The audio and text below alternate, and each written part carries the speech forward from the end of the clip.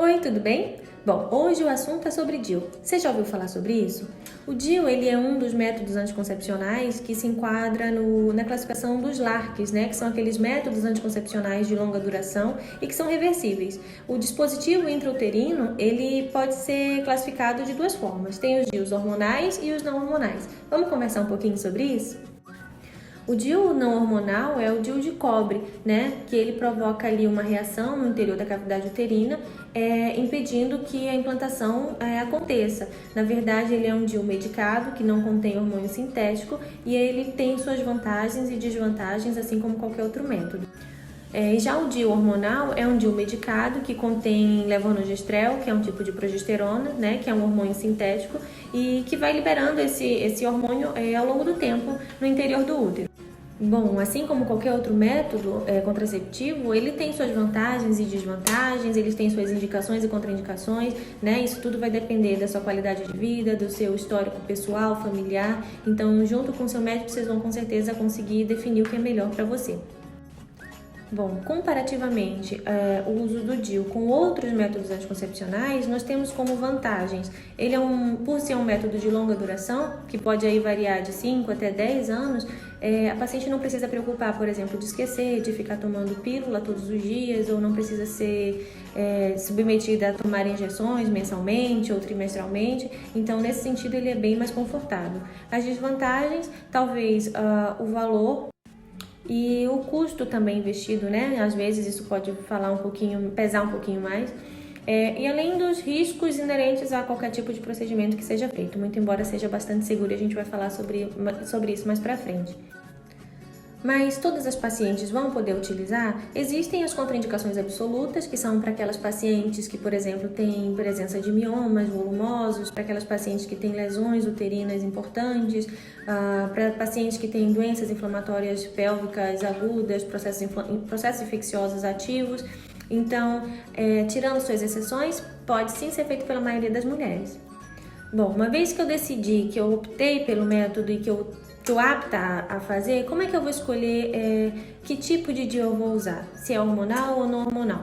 Bom, na verdade, isso também vai depender do seu histórico e a gente deve individualizar cada caso. Ambos têm suas vantagens e suas desvantagens. O método do DIU não medicado, quem pode lançar mão, quem pode se beneficiar muito desse método são aquelas pacientes que não querem ou simplesmente não podem fazer uso de tratamentos hormonais, com hormônios sintéticos, e elas conseguem sim um método eficaz de longa duração sem necessariamente ter a presença de um hormônio exógeno. Eu incluiria como desvantagens, por exemplo, desse método, talvez o risco maior para um aumento da cólica e do fluxo, que pode se incursar, embora não aconteça com 100% das mulheres que façam uso do método, mas pelo menos 20 a 25% delas costumam ter essa queixa. Bom, e o DIU medicado, justamente por conter hormônio, ele geralmente cursa com uma diminuição tanto do fluxo quanto da dismenorreia, quanto da cólica, Inclusive as pacientes, algumas podem ter uma diminuição importante desse fluxo ou até a ausência dele. Então, também é um dos fatores que tem que ser pesados na hora de escolher. Só a título de informação, tem um DIU recente lançado no mercado que ele é um DIU de um tamanho ligeiramente menor e ele tem uma dosagem hormonal também um pouquinho menor, e ele pode ser utilizado principalmente para aquelas pacientes que não têm indicação de fazer tratamentos para sangramentos e cólicas, e para pacientes que têm um útero um pouquinho menos volumoso, digamos assim. Então ele também está aí como uma opção para pacientes mais jovens, adolescentes, Antigamente a gente tinha como contraindicação pacientes nulíparas, pacientes que nunca tiveram filhos não poderiam utilizar. Isso já caiu por terra. Então hoje em dia qualquer paciente, mesmo sem ter parido, cumprindo os pré-requisitos básicos, pode se beneficiar do método. Mas é interessante a gente avaliar o motivo de entrar com algum tipo de tratamento hormonal, porque a depender do que nós pretendemos, nem sempre o tipo hormonal do DIU vai trazer o benefício esperado para aquela paciente. Então é super importante passar por essa avaliação. Bom, então eu recebi muitas perguntas naquela caixinha que eu deixei aqui sobre o DIU, e eu vou tentar ler algumas das perguntas mais frequentes para a gente conseguir tirar as dúvidas que porventura tenham ficado, tá bom? Uma delas para usar o DIU, o preventivo tem que estar normal? Sim, é super importante, antes de utilizar o DIU, atualizar seus exames, avaliar se está tudo direitinho, se não tem nenhuma lesão no colo do útero, no útero, para que ele seja feito de uma forma mais segura. Bom, uma pergunta muito importante e frequente também que eu recebi é: pessoas que têm síndrome do ovário policístico podem usar o DIU? Na verdade, assim, não é uma contraindicação absoluta, não. Nem todo mundo que tem síndrome do ovário policístico, inclusive, precisa de um tratamento hormonal.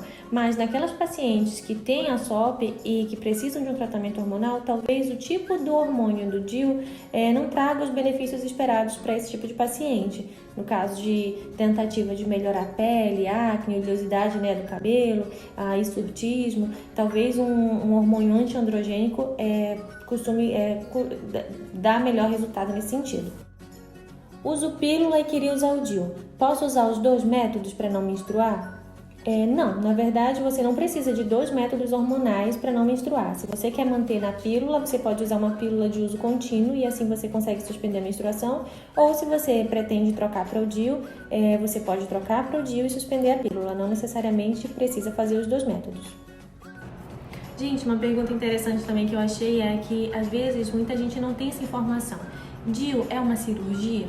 Não, na verdade, ele é um procedimento que pode ser feito ambulatorialmente, tá? Ele é feito através daquele aparelhinho, a gente passa o espéculo, que é aquele mesmo aparelhinho que a gente usa para fazer a coleta do preventivo, por exemplo, e faz a inserção através ali do colo do útero, tá? Então, não é um procedimento cirúrgico, mas sim é um procedimento que requer alguns cuidados. Inclusive, uma pergunta importante também que eu recebi é sobre o uso do DIU no parto, no pós-parto, na cesárea, né? Então, sim, ele pode ser realizado no período pós-parto imediato ou mesmo no parto cesariana. Então, basta você se programar direitinho e conversar com o seu médico sobre essa inserção. Uma pergunta também importante que eu recebi é: existem riscos para a inserção do DIU?